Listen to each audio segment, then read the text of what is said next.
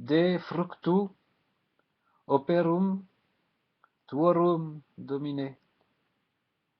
Satiabitur terra, ut educas panem de terra. Et vinum laetificet coromnis.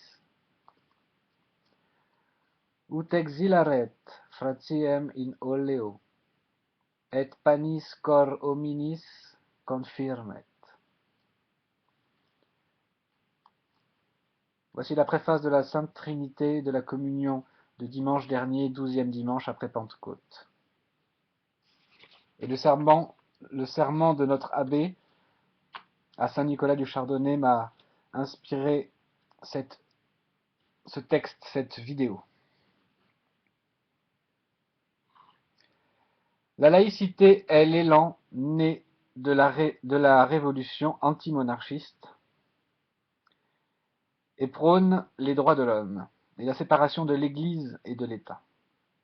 En réalité, l'Église était déjà séparée de l'État puisqu'à l'époque monarchiste, il existait 3 rangs, le clergé, la noblesse et le tiers-État.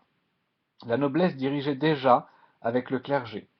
Le tiers-État a vu apparaître la bourgeoisie et dans cette mesure avait acquis un certain pouvoir. En réalité, la Révolution et la Commune a voulu abolir le pouvoir sacré de l'Église catholique. Et on a vu l'homme devenir Dieu et sacré. Or l'homme, par son essence humaine, est imparfait. Il ne peut donc pas devenir Dieu ni droit. L'homme imparfait ne peut juger son prochain par des lois imparfaites et axées sur l'imparfait.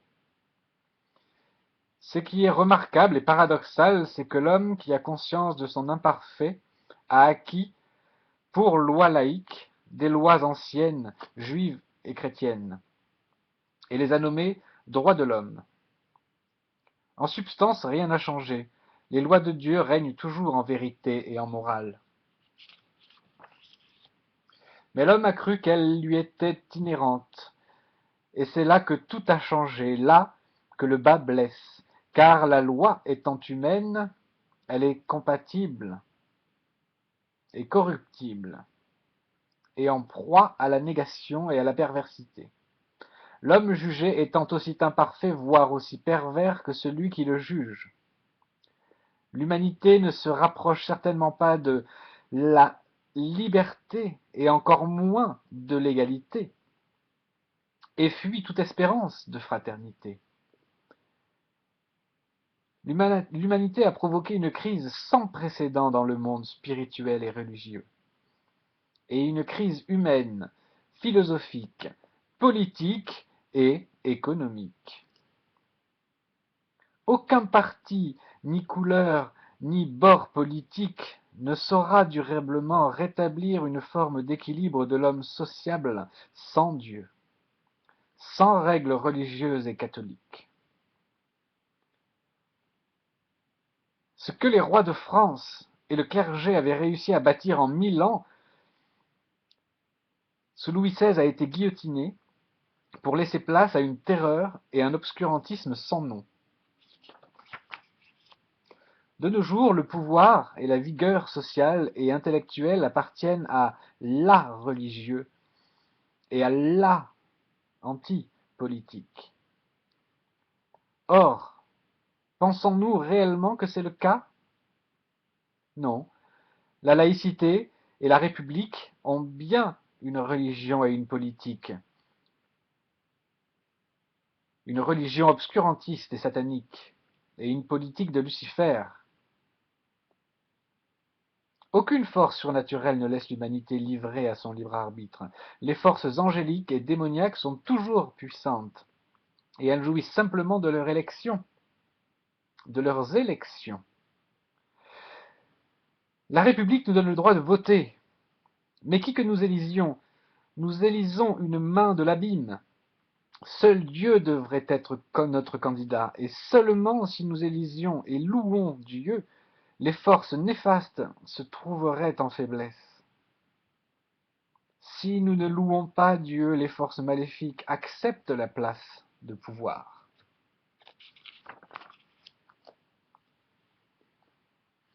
Alors, Le sacré, dans la vie sociale actuelle, est dissous dans les forces maléfiques. Drôle est de constater ce nombre impressionnant d'Européens qui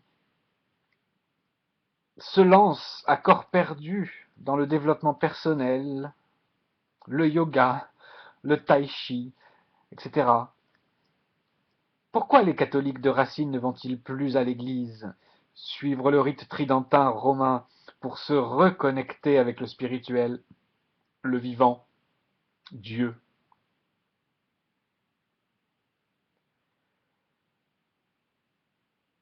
Quelle tristesse pèse dans mon cœur quand je constate tout ce travail, parfois mieux qu'à d'autres moments, mais ce travail millénaire que l'Église a fait pour nous élever, nous, hommes, et qu'aujourd'hui l'homme ignore sans vergogne et va même jusqu'à chercher des solutions non naturelles pour lui, comme les pratiques asiatiques, qui sont d'excellentes pratiques pour les Asiatiques, mais qui ne sont pas du tout adaptées à l'Européen.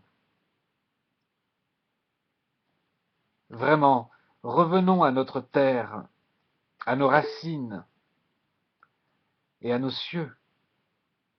Notre feu, on le sait, nous y guidera, nous y mènera.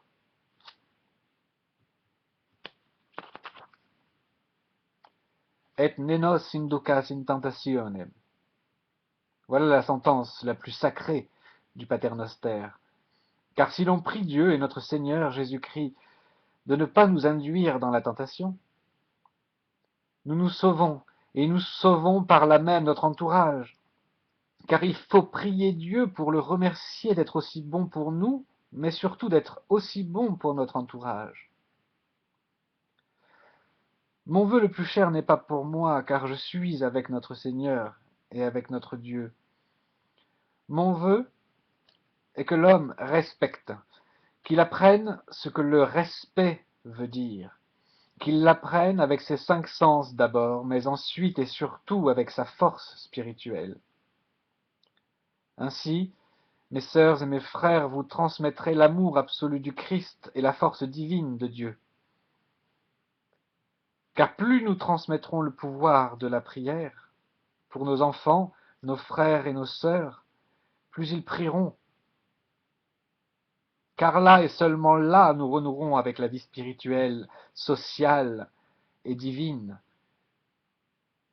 Dieu reprendra son rôle d'élu, de saint protecteur de ses enfants. Vivons l'amour de Dieu par la prière, prions pour ceux qui nous empêchent de prier, et vivons, vivons, vivons.